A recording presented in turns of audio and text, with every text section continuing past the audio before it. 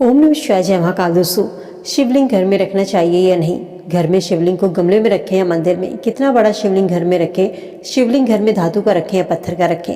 काला रखें या सफ़ेद रखें? जब हम अपने घरों में शिवलिंग की स्थापना करते हैं तो कई सारी बातें हमारे मन में आती है। दोस्तों, सनातन धर्म में शिवलिंग की पूजा हर घर में की जाती है। भगवान शिव कोई सामान्य देवता नहीं है, बल्कि ऊर्जा का एक अपार स्रोत है। भगवान शिव की पूजा उनके प्रतीक शिवलिंग के रूप में की जाती है और शिवलिंग से जो ऊर्जा निकलती है, इसको संभाल पाना, उसको बर्दाश्त करना हर किसी के बस की बात नहीं होता। बड़े बड़े दानव भी इसको नहीं सहन कर पाए। हम तो फिर भी एक इंसान है। तो आइए जान लेते हैं शिव पुराण के अनुसार शिवलिंग से जुड़ी कुछ जरूरी बातें। यदि आप अपने घर में शिवलिंग की स्थापना करने जा रहे हैं तो क्या क्या सावधानी आपको बरतनी चाहिए? दोस्तों, शिवलिंग घर में रखने में कोई बुराई नहीं है। शिवलिंग यदि आप अपने घर में रखते हैं तो आपका घर शिवालय बनता है। लेकिन जब आप अपने घर में शिवलिंग रखते हैं तो कुछ बातों का ध्यान रखना जरूरी होता है कि जब हम घर में शिवलिंग स्थापित करते हैं तो शिवलिंग से एक ऊर्जा निकलती है जो घर की महिलाओं के लिए परेशानी का कारण बनती है। घर की महिलाओं को सिर दर्द, मानसिक तनाव, शारीरिक जैसी परेशानियां होने लगती है।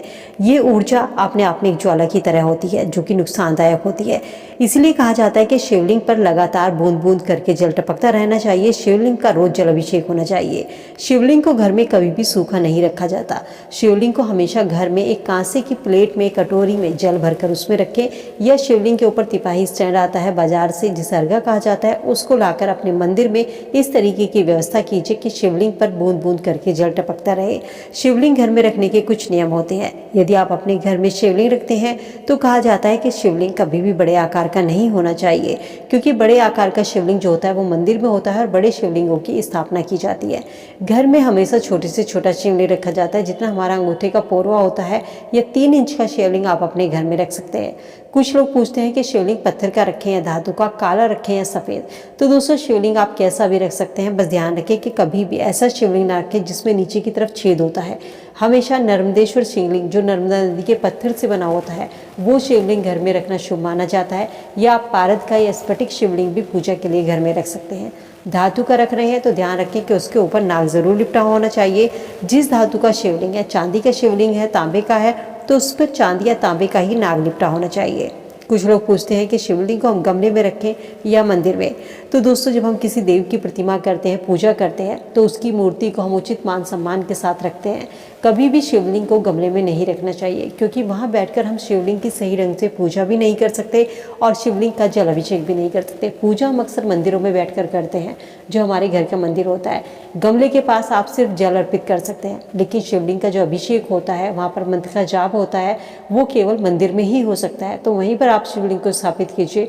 जब आप भगवान गणेश, जो कि उनके पुत्र हैं, उनको मंदिर में स्थान देते हैं और शिवलिंग को गमले में स्थान देते हैं, तो ऐसे घरों में भगवान गणेश का वास नहीं होता।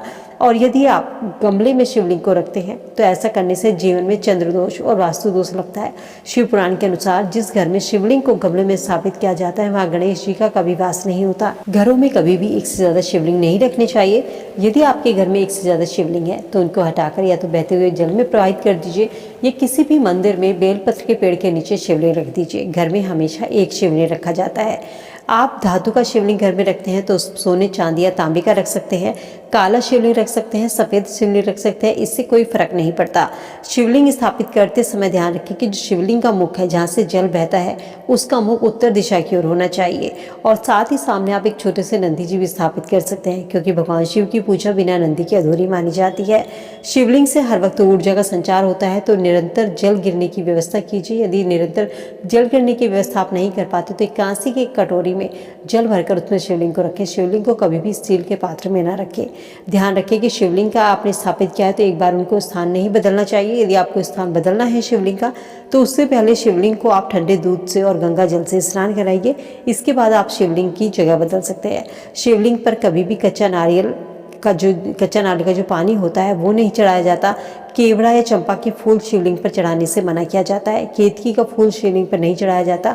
कुछ महिलाएं हल्दी या सिंदूर से शिवलिंग का अभिषेक, तिलक करती हैं, जो कि गलत होता है। शिवलिंग पर हमेशा तिलक आप लगाएं तो चंदन से या भस्म से तिलक लगाया जाता है। शिवलिंग को कभी भूलकर भी हल्दी या सिंदूर नहीं लगानी चाहिए। शिवलिंग की कभी भी घरों में प्राण प्रतिष्ठा नहीं करानी चाहिए। नियमित रूप से आप शिवलिंग की पूजा करें, उनका जल अभिषेक करें। इसमें आपका एक भी दिन छूटना नहीं चाहिए। मासिक धर्म के दौरान घर की जो महिलाएं हैं उनको शिवलिंग को छूना वर्जित माना जाता है। तो घर में जो पुरुष हैं वो शिवलिंग की उस दिन पूजा कर सकते हैं, शिवलिंग का जल अभिषेक कर सकते हैं, लेकिन शिवलिंग पर रोज निरंतर जल अर्पित होना चाहिए। शिवलिंग का रोज जल अभिषेक होना चाहिए, एक भी दिन आपका छूटना नहीं चाहिए। कुछ लोग क्या करते हैं, शिवलिंग पर दूध अर्पित करते हैं, सीधे पैकेट से दूध लेकर आते हैं और उसको शिवलिंग पर अर्पित कर देते हैं, जो कि गलत तरीका होता है। अभिषेक हमेशा आप दूध से जब करते हैं तो स्टील के पात्र में लेकर शिवलिंग का जल अभिषेक की दूध से अभिषेक कीजिए। जल अभिषेक कर रहे हैं तो हमेशा तांबे के पात्र से शिवलिंग पर जल अभिषेक करें। दूध हमेशा स्टील के बर्तन से किया जाता है और जल हमेशा तांबे के पात्र से करना चाहिए। शिवलिंग चाहे कितना भी बड़ा हो, जल हमेशा बैठकर अर्पित करें और जल अर्पित करते समय आपका मुख उत्तर दिशा की ओर होना चाहिए।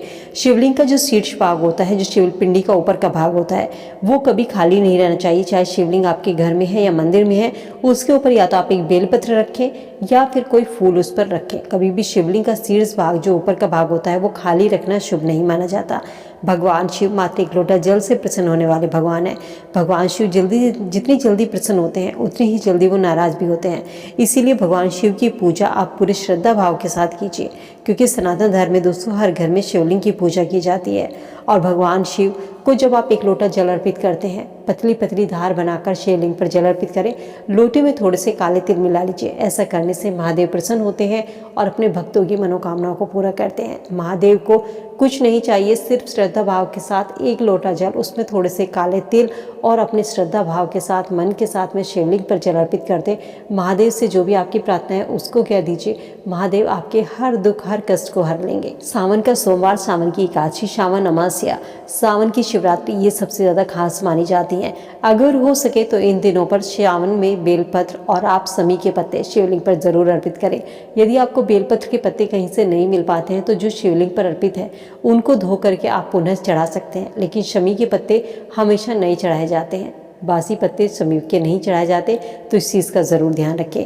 तो दोस्तों उम्मीद करती हूँ शिवलिंग से जुड़ी ये बातें आप सबके काम आएंगी। वीडियो अगर पसंद आई तो दोस्तों के साथ में लाइक शेयर ज़रूर कीजिए। ऐसी ही और वीडियो के लिए चैनल को सब्सक्राइब करना ना भूलें। महादेव के भक्त हैं तो कमेंट सेक्शन में हर हर महादेव लिखिए। तो चलिए मिलते हैं नई वीडियो में नई जानकारी के साथ। स्वस्थ रहिए, खुश रहिए।